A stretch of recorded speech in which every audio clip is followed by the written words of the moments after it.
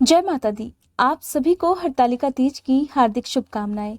आज की इस वीडियो में मैं आपको बताऊंगी साल 2021 में हरतालिका तीज का व्रत कब रखा जाएगा, इस दिन किन नियमों का पालन करना चाहिए, व्रत के दिन पूजा का जो सुबह और शाम का शुभ मुहूर्त है वो कब से लेकर कब तक रहने वाला है, कब से लेकर कब तक तृतीया की तिथि रहने वाली है, व्रत कब और कैसे खोलना चाहिए। इसके साथ ही मैं आपको बताऊंगी इस दिन सूर्योदय और चंद्रोदय के समय के बारे में।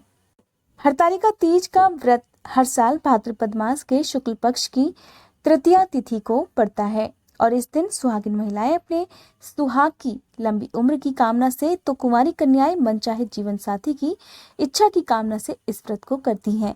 साल 2021 में 9 सितंबर गुरुवार के दिन हरतालिका तीज का व्रत है।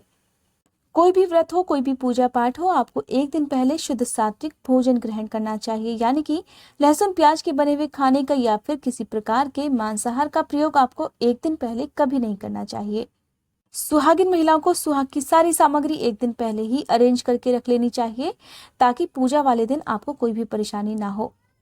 तृतीया तिथि प्रारंभ हो रही है 9 सितंबर की सुबह 2:35 से, जो कि समाप्त होगी 9 सितंबर की मध्य रात्रि यानी कि 10 सितंबर को 12:18 पर। जिस तरह करवा चौथ का व्रत पति की लंबी उम्र के लिए रखा जाता है, ठीक उसी तरह से साल भर में एक बार जो सबसे बड़ी तीज मानी जाती है वो मानी जाती है हरतालिका। इस दिन पति की लंबी आयु की कामना से व्रत किया जाता है। 9 सितंबर गुरुवार के दिन सूर्योदय का समय रहने वाला है सुबह 6:15। सूर्यास्त का समय रहेगा शाम 6:32 पर। व्रत के दिन आप सुबह स्नान करने के साथ ही हाथ में जल लेकर संकल्प लें और सूर्य देवता को जल भी अर्पित करें।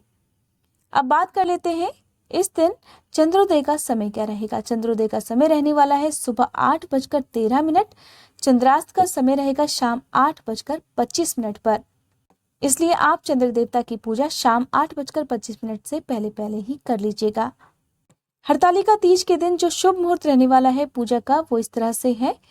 सुबह की पूजा का शुभ मुहूर्त रहेगा सुबह 6:04 से 8:34 तक। शाम की पूजा का शुभ मुहूर्त रहने वाला है शाम 6:34 से रात 8:52 तक।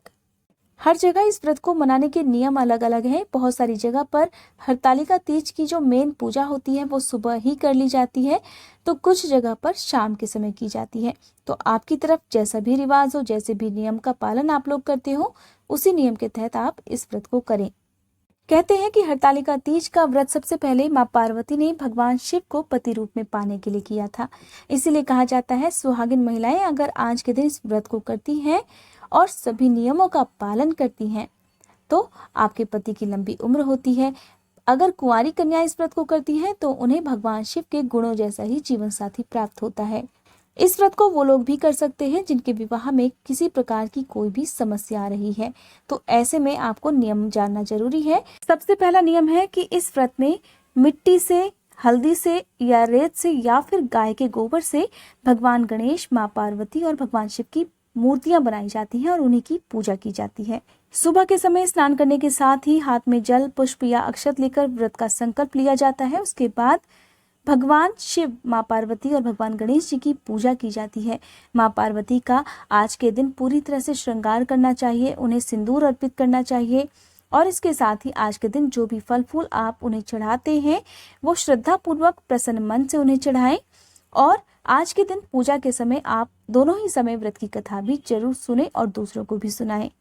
व्रत खोलते समय आपको किसी सुहागिन महिला को सुहाग की सामग्री दान में देनी होती है। चाहे आप वस्त्रों का दान कर सकते हैं, श्रृंगार की सामग्री आपको जरूर रखनी है। चाहे आप 5 रखें या 7 रखें, तो आपको श्रृंगार की सामग्री भी एक दिन पहले से ही अरेंज करके रख लेनी चाहिए। और जिस समय आप पूजा करते हैं उस समय आप ये सभी सामग्री माँ पार्वती के चरणों में रखें, पहले पूजा करें और उसके बाद ही किसी सुहागिन महिला को ये सामग्री दान स्वरूप दे दें। चाहे वो आपके घर की हो या आपके रिश्तेदारी में कोई हो या फिर आपके आस पड़ोस में, लेकिन ये श्रृंगार की सामग्री आज के दिन बायने के रूप में किसी भी सुहागिन महिला को देना जरूरी होता है। अगर आप किसी भी सुहागिन महिला को आसपास नहीं दे सकते हैं तो आप मंदिर में जाकर जो पंडित जी होते हैं, अगर उनकी पत्नी है तो आप उन्हें भी दान स्वरूप ये सुहाग की सामग्री उन्हें दे सकती हैं। इस व्रत में 24 घंटे तक बिना अन्न और जल के व्रत करना होता है, इसलिए ये व्रत बहुत कठिन होता है।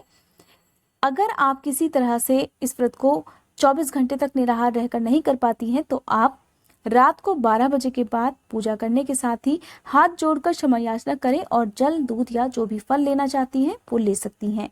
व्रत अगले दिन सुबह सूर्योदय के बाद खोला जाता है, तो आप 10 सितंबर को सुबह सूर्योदय के बाद इस व्रत को खोल सकते हैं।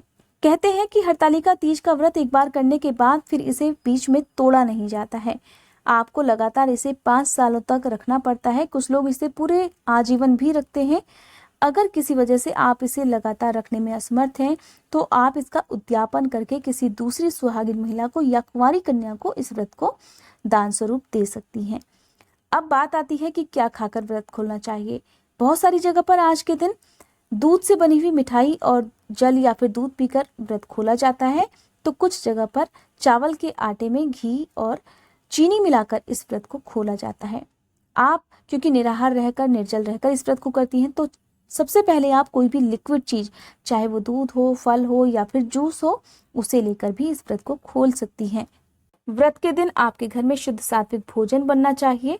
आपको तो अनाज ग्रहण नहीं करना है, लेकिन आपके घर में लहसुन प्याज का प्रयोग आज के दिन ना किया जाए तो बहुत अच्छी बात है।